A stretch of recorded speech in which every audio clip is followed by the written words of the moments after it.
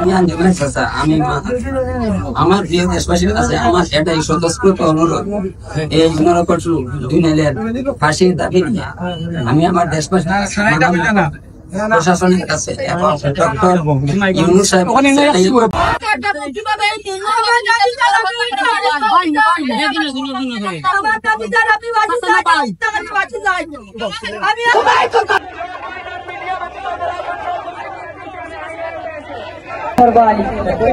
আমি প্রশাসনকে ধন্যবাদ জানাইলাম যে আপনারা গত 18 ঘন্টার মাঝে আমার বইনর খুনিরে দর্শন খুব তাড়াতাড়ি ধন্যবাদ জানাইলাম।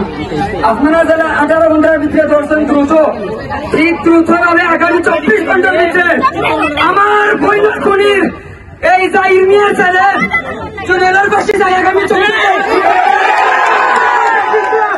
আমার বইনর খুনির যদি পাশি না হয় তাহলে আমরা রাজপথ চাচ্তাম না। দাবি আগামী 24 ঘন্টার ভিতরে আমার বইনর খুনির এই চুনের নিয়ে ফাঁসি যায়।